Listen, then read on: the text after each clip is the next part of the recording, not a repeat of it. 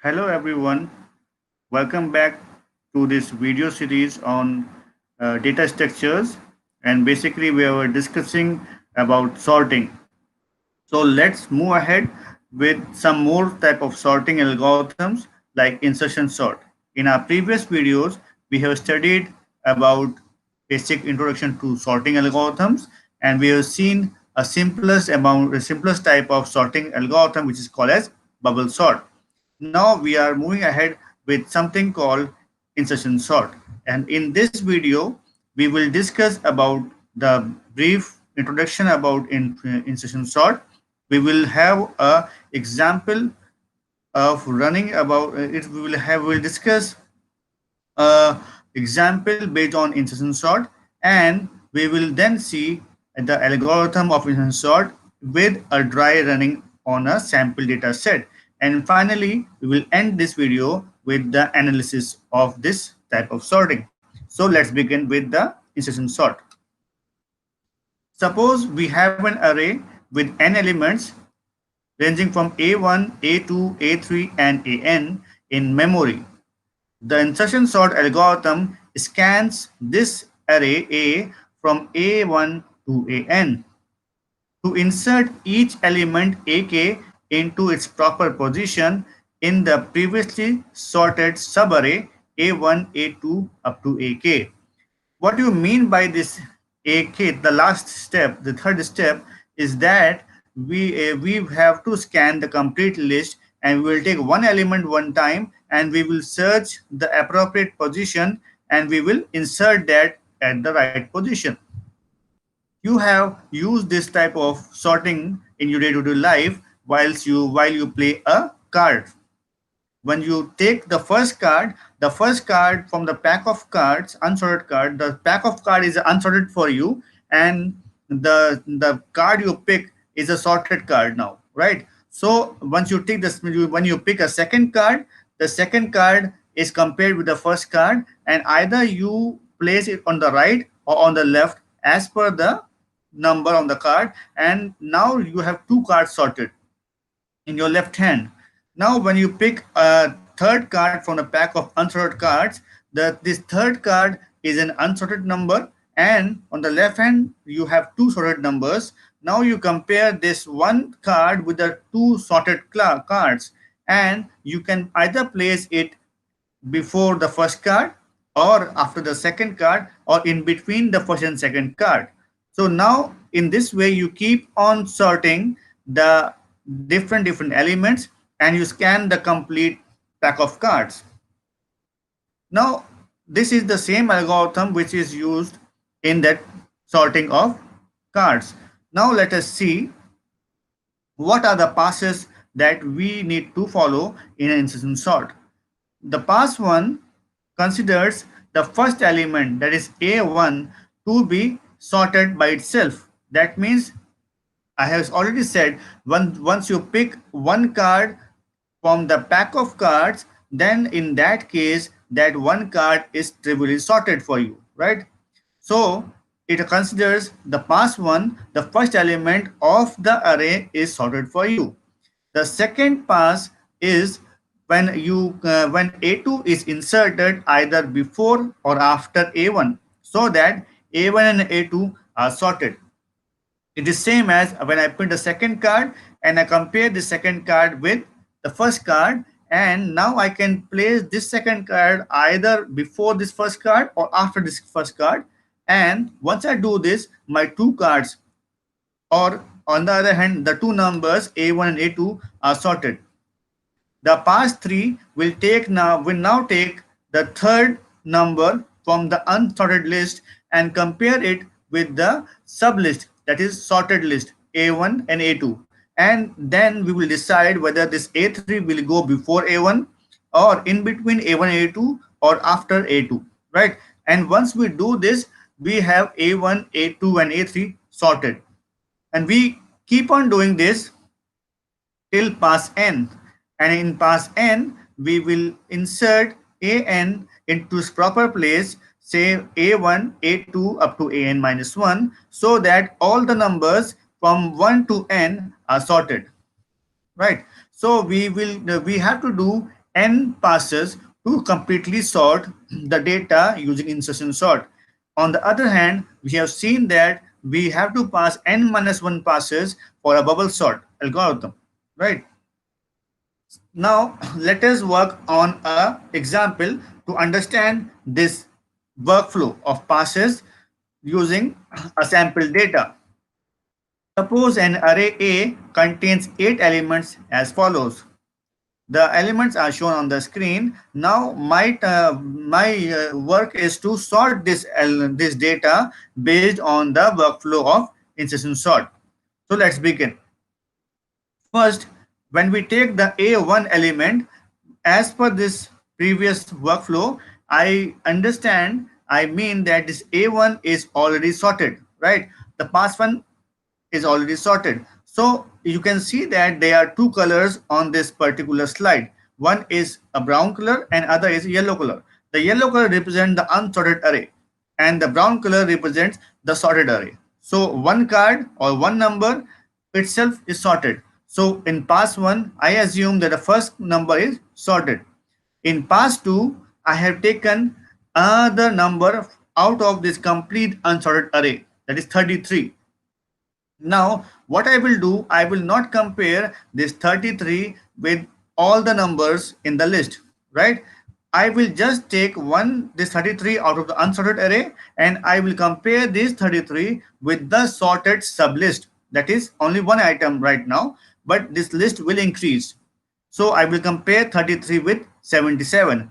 If the 33 is less than 77, I have to swap. Otherwise, I have to leave 33 where it is. So I will compare this 33 with 77 and I will swap these two, so make it sorted. So now after pass 2, I have two numbers that is sorted, 33 and 77. Next, I will go and pick another number from a shorter sublist of unsorted numbers, that is 44. So I will compare now 44 with 33 and 77 and I will just place this in between the two. But you can see that while picking up a number and placing it into right position requires some shifting of cells also, right? Likewise, if I place 44, I have to shift 77 to A3 and then place 44 in A2, right? So this type of algorithm requires shifting of the cells as well. Next, we take 11, right? Pass 4 takes 11. Now, 11 number is the smallest of all the sorted numbers, 33, 44, 77. So if I want to put 11 into the right place, that is in cell A1, then I have to move back 33 to A2, 44 to A3, and 77 to A4 before I can push this 11 into A1. So how you do that will be discussed in the actual algorithm. But as of now, you just see that when we compare 11 with 77, 11 with 44, 11 with 33, we come to know that this is the lowest number and it should go at the top of the list. And now we come with the next number, which is 88. 88 is the largest number in the sorted list, right? If you compare this 88 with the sorted list, this is the largest number. So it won't be going anywhere, but it will be compared with all the four numbers. So we will not change this order and it will remain where it is. Similarly, we will keep on taking one number at a time from an unsorted list, which is then shrinking down to a smaller and smaller size. And I'm going to add this number into a sorted list, and slowly and steadily this list will completely be sorted, right?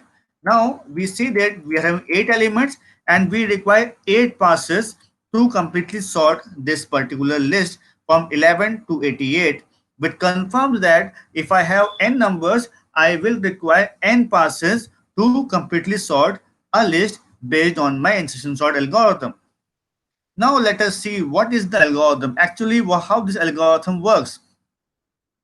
This algorithm generally works with an assumption. The assumption is I have to consider an extra cell, an extra index 0, which is initialized to a number which is much less than what now the numbers that are there in the list itself. So why we do this, we will have to see once we execute this algorithm. But as of now, just understand that we will add one more index to our existing list, which value is a much lower value, that is minus infinity, minus 100, minus 99. You can have any number if your numbers are positive, right? If your number have a negative value, you have to choose an index which is less than the digits that that is there in that list. So now you have to repeat some step. Repeat 3 and 4 for the values k is equal to 2 to n. Why we are taking k is equal to 2? Because we assume that for k is equal to 1, the first number is sorted by itself, right? So we will take from k is equal to 2 to k is equal to n. So we will be having n minus 1 passes. Now the third step says we initialize temp is equal to ak and a pointer is equal to k minus 1. We take temp is equal to ak because if we don't store the value of the index k into a temporary variable, then when we will move that, when we shift the other cells to its location, this value will be lost. In that case, we will not able to update it after the execution of the pass. We will see actually why it is there in the upcoming slides workflow. And ptr is equal to k minus 1 because we want every time to reach a value called 1. Now k is 2, so I will start from the first index. Now let us execute this algorithm. Now if we have k is equal to 2, the value of temp is a2. The a2 will be having 4, right? For me 7 was sorted. This k1 was 7. 7 was sorted. Now what I need to do is the second pass, that a2 is temp. A2 is moved to a temporary location called temp. Now ptr is equal to k minus 1. That means k value of k is 2. The ptr will be 1. Now the value of ptr is 1 and temp has the value 4. Now we move ahead to the fourth number, and it says temp, while temp is less than a ptr value is 1. So I will say temp is 4. 4 is less than 7, right? Or it is true. So the the value 4 is less than 7. So I should go inside and I will move 7 to a2, right? aptr is moved to aptr plus 1. So what I do is I moved this value to aptr2, the a2 level. So now you can easily see that we lost the data, right? We lost 4. So in case if I have not stored this into a temporary location, I cannot update this 4 anyhow after being overridden by 7. Now what happens is, at this point the ptr was 1. Now if I decrement this ptr, now ptr will be 0, right? This ptr value will be 0. And when I come back to the while loop again, now we'll check temp. Temp is still 4, it holds the value 4, and a0 is minus 1.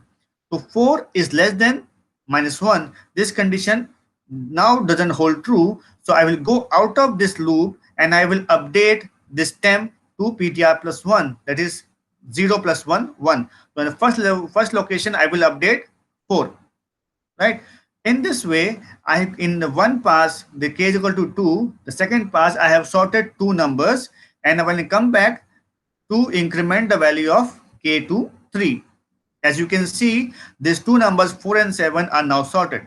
For k is equal to 3, I will go inside. Now ak will have the third value. This is 3. Now 3 is stored into temp and ptr is 3 minus 1, that is 2. If I go inside and check aptr, that means ptr is 2. A2 is more than temp, right? So if we go inside and I swap the value, right? And then I will decrease the counter. I will come back again. I will again check temp is less than ptr. It will again swap the value and I will again decrement the pointer. It will come back again, and now this temp 3 is more than minus 1. So it will go outside and update this value, right? Now we come back for k is equal to 4. This k is equal to 4 means the last element, and 1 is the smallest of all the four numbers. So I will go back inside this temp condition, for loop condition, and I will update temp now to 1 to temp, and PTR is 3. Now I will execute all these steps. I will not go into detail of all these steps again, but I will execute the while loop and update this temp to the current location so that I can get a list like this: 1, 3, 4, and 7.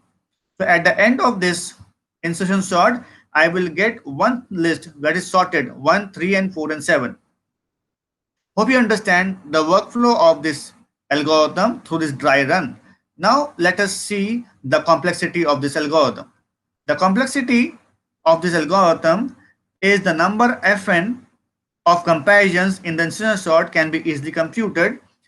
That is, the worst case occurs when the array A is the reverse order and the inner loop must the maximum number must run for a maximum number of k minus 1 comparisons. Then we can write that fn is equal to 1 plus 2 plus 3 up to n minus 1. That means in the second pass, first pass you have no comparison, that is 0, right? And second pass you can have one comparison, the third pass you can have two comparison, the fourth pass you have three comparisons, and up to n minus 1 pass, and n pass you have n minus 1 comparison. So if you sum up this particular series, you will get a value called n into n minus 1 by 2, which in asymptotic notation we can write as O n square, right? So we have seen that the complexity of insertion sort is proportional to the square of the input that we take. Hope you like this video. Thank you very much and have a nice day.